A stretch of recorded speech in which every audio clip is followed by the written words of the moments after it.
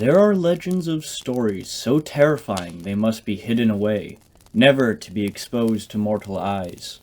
Today, I have scoured the depths of the internet and made my way to creepypasta.com to find the lowest rated story to see if it really deserves the title. Just as a quick note, this story is actually technically the second lowest rated story, but the lowest rated story is one called Dear Abby, which has been done by countless other YouTubers, and from what I can tell is actually a pretty decent story, so I figure it shouldn't be counted as the lowest.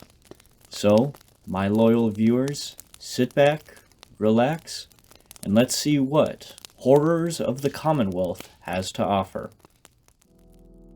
The ground was dry and covered in fallen pine needles, rotting away back into the earth from which they came. The smell of moss and pine was thick, engulfing Cliff's nostrils. It was not a discomforting scent, rather sweet, but there was something more. And it was discomforting, unwelcoming, and growing. Now that it was no longer hidden in the aroma of the woods, it now carried as an aroma of its own, growing stronger like the sensation of a discovered wound. He felt unnerved, and decided he would be better off heading his way back to camp, find another spot to pee. If Cliff had turned right to leave, life may have been a little easier. There would be less nightmares, less things rattling the cage in his head every waking hour of every waking day, but he did not turn right. Almost immediately after he turned left, he found her. The girl the group was chasing yesterday. Chasing her around like a chicken that escaped the coop, he thought. She was still covered in mud, now dried into clinging lumps of dirt. She was laying on her back, one arm stretched out in a yawn and the other placed clumsily at her side. She was naked, down to the skin, no clothes in sight, and this made Cliff feel very nervous. His first reaction was to look away, as his foster father had taught him before, to never peek at a naked girl, especially one so young. Of course, he was only 12 years old, and his curiosity had gotten the better of him, so he turned his head back to her. This was his second mistake. She was not sleeping, a clear realization he had almost instantly, and wished to God he hadn't. Wished he had left assuming she was in a deep slumber. In a way, she was. She was dead. Cliff felt his heart stop in his chest and found it difficult to stand. The urge to cry fell over him like a trap net, trying to pull him down to the ground and kept him there for the hunter to find. The feeling meant to own him entirely, but he could not let it. He had to stay strong. If Ford ever saw him cry, he would surely give him something real to cry about. Was this not real? He looked. This time really looked at what he was seeing, and his stomach tightened like a drum. His knees went numb, but he still managed to stand. Through the clumpy mess of mud, he could see her face, twisted in a tangle of knots and bruises, deforming her, eyes swollen shut. He remembered how she looked before, beautiful, as much as a mud-writhed 14-year-old could be. Now she lay like a crude clay sculpture that had been mutilated by a drunk, petty competitor.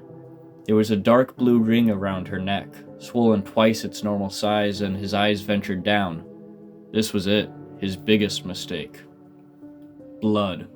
He saw blood. Blood. What had set everything into motion over the last remaining days as a child. The child he had denied himself to be, that Ford had denied him. That set the images that would not stop, nightmares that would not end. Blood. It covered her private places completely, dried into a thin brown crust, matting down the little pubic hair she had grown in her compromised adolescence. Cliff clapped his hands painfully over his face, and at last the tears came, treacherous and screaming with freedom. He could feel the hot, wet drops running through the spaces between his fingers. Oh God, Cliff choked under his breath, and hideous grief and shame washed over him like an acid bath. Oh my God, he choked again, not removing his hands, tears flowing faster and hotter through his hands. She was a virgin, he thought numbly. She was 14 years old, and a virgin she had been. Alright, that was Horrors of the Commonwealth, and what can I say? Honestly, I think the beginning was quite solid. The description of the forest did well to ground the reader, and the prose held a bit of intrigue. The story does fall into the trap of doing the whole, if he had turned right, then life would be much better, but it's supposed to build suspense, but to me, doing that always just calls into question the voice the story that is going for. You know, whoever is telling the story, why would they tease out the audience when they could just be telling the story? For some stories where the narrator is a character, this can work, but I think a story like this, where the narrator is disconnected, it just doesn't work for me. But yeah, I think the story is solid until we reach the body. Once the body is brought up, it just kind of becomes a parade of this naked underage girl, which is a very risky venture for any story to try to do. Luckily, this story did not get too gross or explicit, but it was just overall unfinished. The story plops the reader into the middle of events and doesn't have a resolution. So now, the million-view question. Does this story deserve the lowest rating? I don't think so. Despite the lack of a story, an ending, and the subject matter itself, I have definitely read stories which have done much worse with similar premises. It feels like this story needs surrounding context it simply doesn't have. But hey, that's just my thoughts. Do you think this story deserves the lowest rating on creepypasta.com? Is there potential with this story? Feel free to let me know in the comments below. Remember, my loyal viewers, keep disliking, keep enjoying, and stay sexy.